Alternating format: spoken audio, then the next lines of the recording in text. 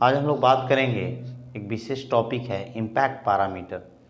तो जैसा कि हम लोग पीछे बात किए थे डिस्टेंस ऑफ क्लोजेस्ट अप्रोच, लेकिन डिस्टेंस ऑफ क्लोजेस्ट अप्रोच में होता क्या था कि डायरेक्ट जो है आपका मॉलिक्यूल्स एलोंग अ लाइन होता था सेंटर टू सेंटर। जब हम लोग बात करते हैं तब हम लोग बात करते हैं डिस्टेंस ऑफ क्लोजेस्ट अप्रोच। लेकिन यहाँ हम लोग को बात करना इम्पैक्ट पैरामीटर, चूँकि इम्पैक्ट पैरामीटर होता क्या है तो इसको आप देखिए। इम्पैक्ट पैरामीटर, पहले एक डिफिनीशन, इम्पैक्ट पैरामीटर, इसको बी से डिनोट किया जाता है। It is defined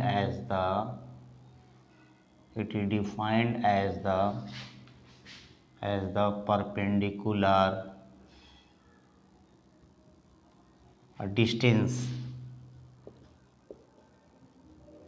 distance of the initial velocity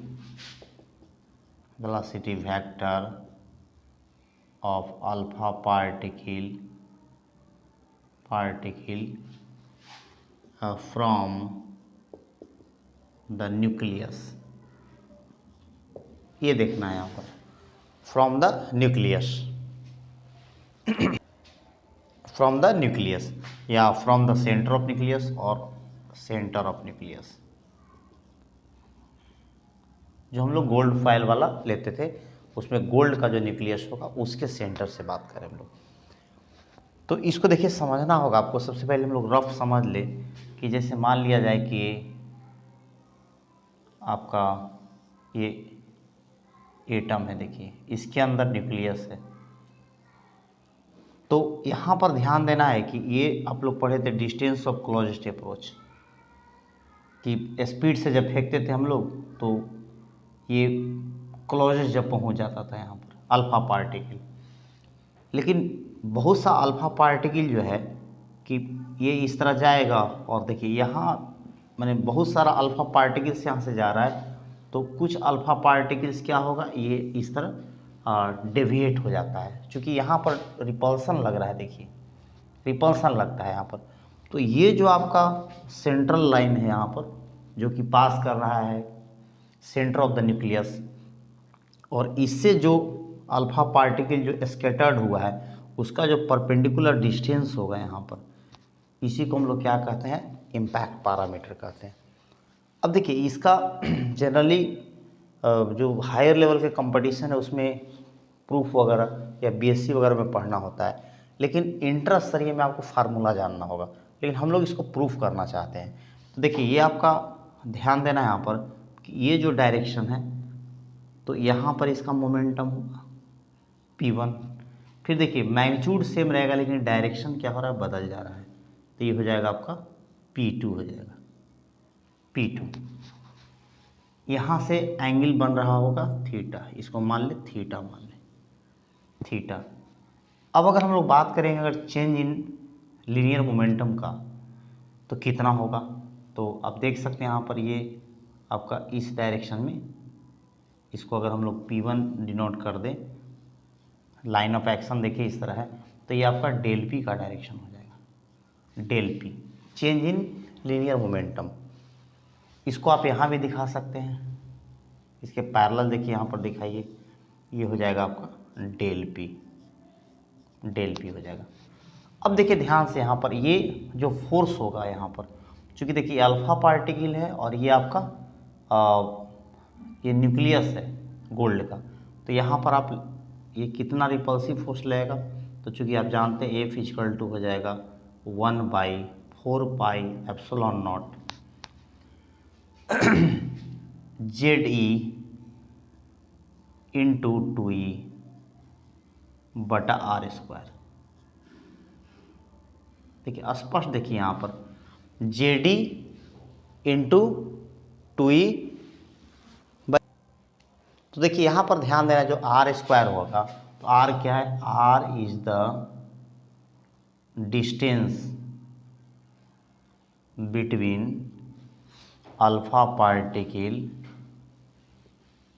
and centre of the nucleus. Centre of the nucleus. ये हो गया, यहाँ से ये आर हो गया आपका। अब देखिए हम लोग थोड़ा सा बात कर ले चेंज इन वेलोसिटी कैसे निकालते हैं। अब यहाँ पर भी एक चीज़ और हम समझ लें कि ये चेंज इन जो लीनियर मोमेंटम है और ये जो रिपल्सिव फोर्स है उसके बीच में कितना एंगल्स लग रहा है। एक फाई हम लोग ले लें, मैंने फाई एंगल पर यहाँ पर ये लाइन ऑफ एक्शन जो होगा यहाँ पर होगा फाई एंगल पर, और ये फोर्स ऑफ रिपल्सन हो गया यहाँ पर। अब देखिए चेंज इन लीनियर मोमेंटम कैसे निकालेंगे हम लोग, उसका फार्मूला क्या होगा, डेल पी बराबर जो वेक्टर में हम लोग पढ़ते थे P1 का स्क्वायर P2 का square minus 2P1 P2 cos theta. Difference वाले के लिए हम लोग लगाते हैं तो डेल पी बराबर कितना हो जाएगा। देखिए यहाँ पर मैग्नीट्यूड में सेम है, P square plus P square minus 2P square cos theta. Del P बराबर हो जाएगा आपका 2P square minus 2P square cos theta. तो डेल पी बराबर कितना होगा। अब देखिए यहाँ पर 2P स्क्वायर को कॉमन ले लीजिए, 1 माइनस कॉस थीटा हो जाएगा। तो देखिए 1 minus cos theta, cos 2 theta का क्या फॉर्मूला होता था, 2 कॉस स्क्वायर थीटा। लेकिन यहाँ पर 1 माइनस कॉस 2 थीटा नहीं है, कॉस थीटा है।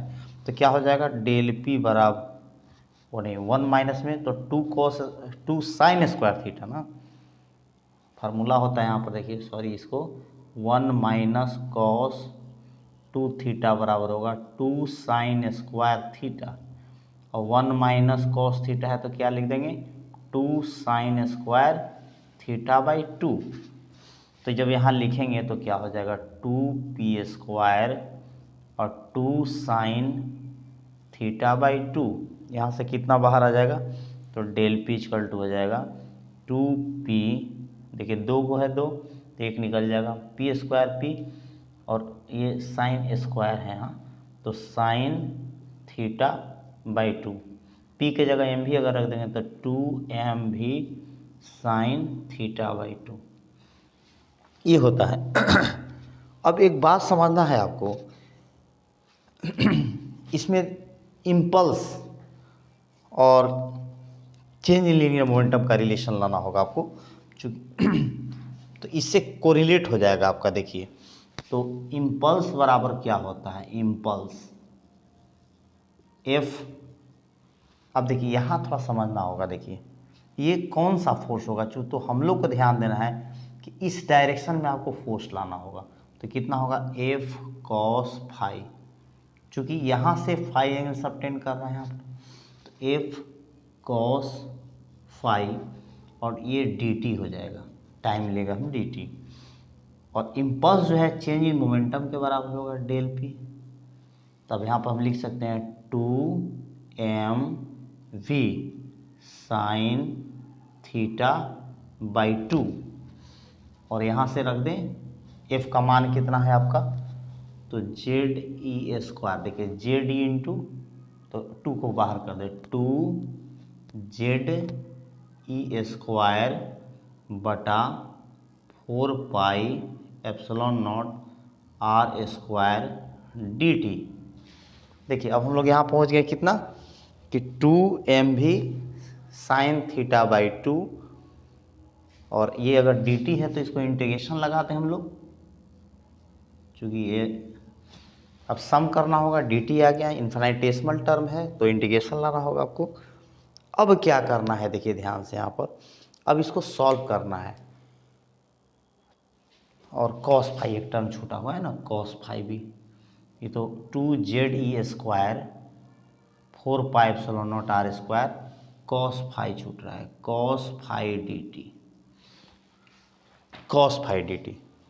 तो अब देखिए एक बात मार्क करना होगा कि यहाँ पर एक बात ध्यान दीजिए यहाँ पर कि ये जो आपका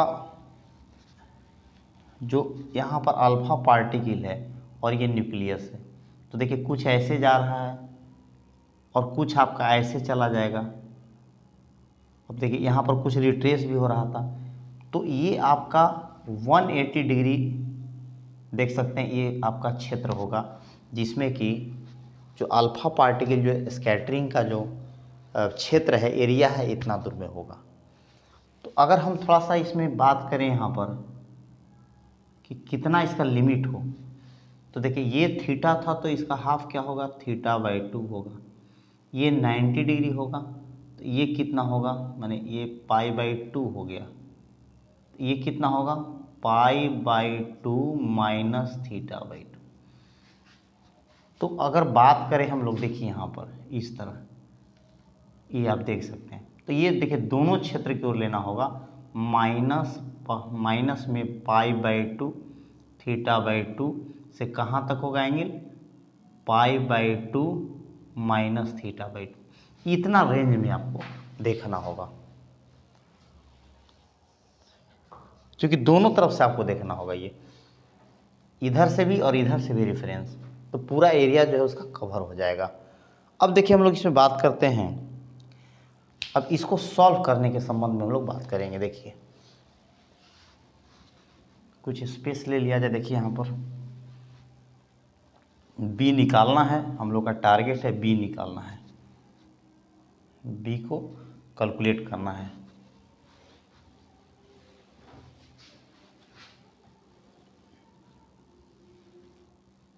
ये बी निकालना है, एफ को जो है लिख दिया जाए यहाँ पर, ये एफ था, एफ है ये। अब देखिए यहाँ पर एंगुलर मोमेंटम थोड़ा सा रिलेट करना पड़ता है इसको एंगुलर मोमेंटम से। तो एल बराबर क्या होता है, एम वी आर पढ़ते हम लोग, तो एम भी और बी। देखिए समझना होगा कि जो एम भी है और बी, ये जो आपका रेडियस की तरह काम करेगा, एम भी बी। और एक और फार्मूला आपको देखना होगा, एम एल बराबर होता है एम भी आर। तो एक रिलेशन में, चूंकि देखिए यहाँ पर ये टर्म है, सर्कुलर कंसेप्ट आ रहा है यहाँ पर, M omega R into R. तो यहाँ से आप ले लेंगे, दोनों बराबर हो जाएगा, M omega R square. M से एम कैंसिल हो जाएगा, वी वेलोसिटी है, बी इम्पैक्ट पैरामीटर है, ओमेगा एंगुलर वेलोसिटी है, और आर जो है क्या है, देखिए यहाँ लिखा हुआ है। तो ओमेगा बराबर क्या लिख सकते हैं, वी बी बटा आर स्क्वायर। देखिए इसको हम लोग क्या लिख सकते हैं, D phi by D T. क्या लिखेंगे, D phi by D T लिखेंगे। अब देखिए ध्यान से, यहाँ पर D phi by D T है, लेकिन देखिए वहाँ डी टी क्या है, ऊपर है, तो इसको उलट दें, D T by D phi R square by V B. अब देखिए यहाँ पर आर स्क्वायर देखिए नीचे है, तो इसको इस तरह सेट किए, R square D T by D phi, और ये हो जाएगा आपका 1/VB। क्या होगा, 1/VB हो जाएगा। तो यहाँ पर देखिए, अब इस टर्म को इससे रिलेट किया जाए तो क्या था, 2mv साइन θ/2, और इधर जो है आपका उसको ध्यान देना होगा आपको कि हमारे पास जो टर्म है डी टी। अब देखिए थोड़ा सा इसको हम लोग रिलेट करें, इसको रखने के पहले पहले पूरा लिख दिया जाए, 2ZE² cos phi d T बटा 4πε0r²। यहाँ पर एक चीज़ समझना होगा, देखिए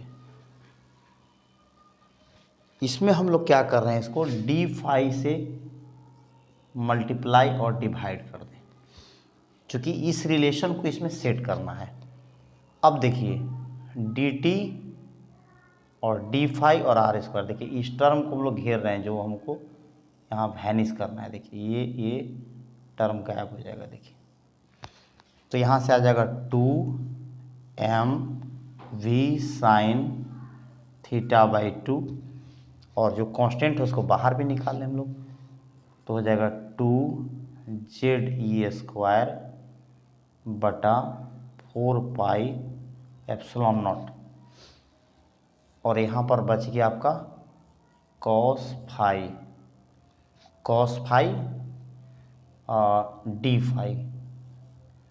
डी फाई, और इतने टर्म के बदले आ गया हमारा VB। और ये आपका लिमिट कहाँ से कहाँ तक है, -π/2 -θ/2 से लेकर के +π/2 -θ/2। अब देखिए यहाँ पर ध्यान से, ये 2 से 2 कैंसिल हो जाएगा, जो कट रहा है 2mv sin θ/2 ZD² 2πε0। VB को भी बाहर कर ले, VB, और ये हो जाएगा आपका cos। अब देखिए यहाँ ध्यान दे सकते हैं आप कि cos फाई का इंटीग्रेशन होता है sin फाई। तो यहाँ पर अपर लिमिट अगर रखेंगे हम लोग sin π/2 -θ/2 माइनस हो गया यहाँ पर, तो यहाँ रखेंगे साइन और माइनस, यहाँ पर हो जाएगा बाहर, ब्रैकेट से बाहर रखेंगे इसको, π/2 -θ/2। तो देखिए बस sine minus theta minus sine theta होता है, साइन माइनस थीटा कितना होता है,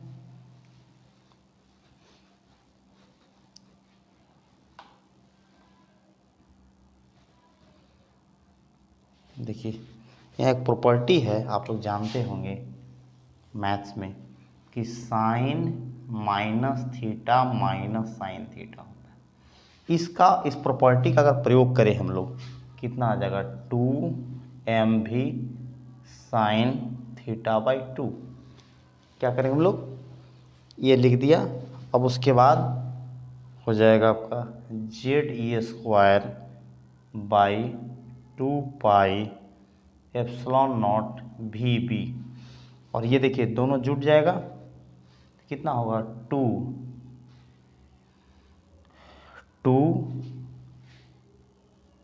sin π/2 -θ/2।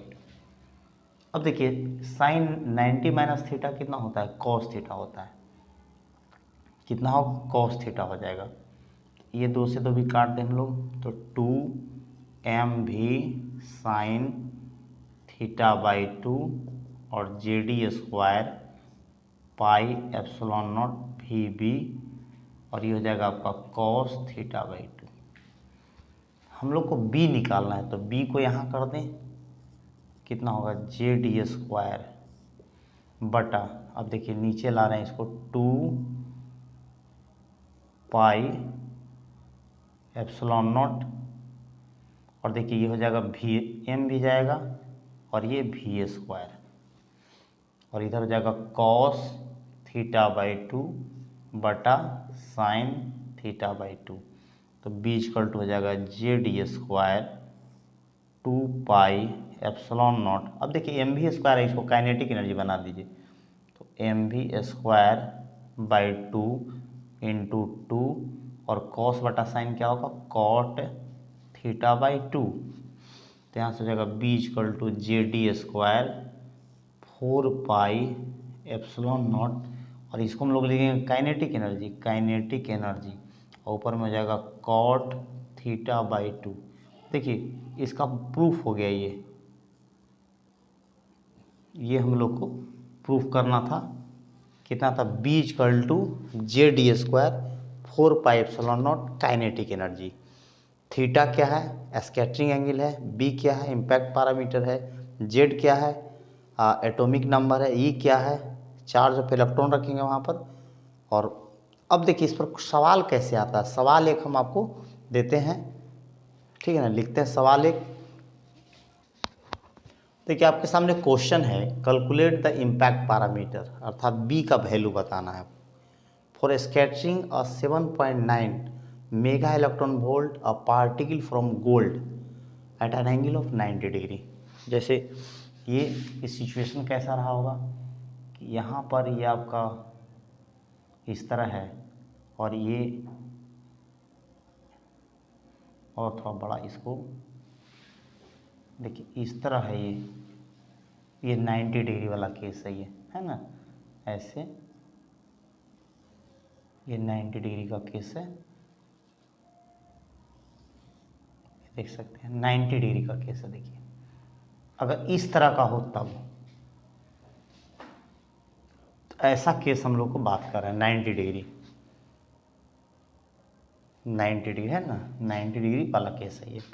तो यहाँ पर ध्यान देना है यहाँ पर कि कैसे इसको पुट करते हैं। देखिए जेड गोल्ड है तो 79 होगा, या formula Z A square cot theta by 2 बटा 4 pi epsilon not kinetic energy.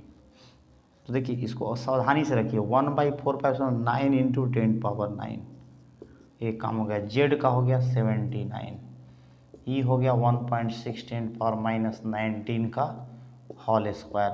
अब देखिए थीटा 90 रखिएगा तो 45, कॉस 45 कितना हो जाएगा 1 हो जाएगा, ये 1 हो गया। काइनेटिक एनर्जी दिया हुआ है 7.9 मेगा 10⁻6 इलेक्ट्रॉन वोल्ट, ये हो गया आपका। क्योंकि कैसे बदलते हैं हम लोग, अगर कहीं एनर्जी दिया हो इस तरह का कभी भी, जैसे दिया हुआ है 7.9 मेगा इलेक्ट्रॉन वोल्ट, कैसे बदलेंगे इसको, तो 7.9 मेगा मतलब 10⁻6 इलेक्ट्रॉन वोल्ट को जूल में बदलने के लिए इलेक्ट्रॉन के चार्ज से गुना कर देंगे, तो ये हो जाएगा आपका। अब देखिए ध्यान से, ये पॉइंट है इसको हटा दीजिए तो 10 हो जाएगा, ये ख़त्म मर गया, और इससे पूरा एक पावर मर जाएगा, तो b = 9 × 10⁻9 और 1.16 ⁻−19 × 10 बटा 10⁻6।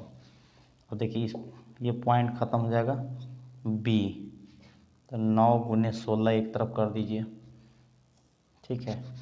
अब पावर को ध्यान दीजिए यहाँ पर, ये तो ख़त्म हो गया है, तो ये जाएगा 3 पावर, तो हो जाएगा 10⁻−16, तो गुना कीजिए, 9 × 6 = 54, हाथ में 5 और 9 × 5 = 14, ये हो गया 10⁻−16 मीटर।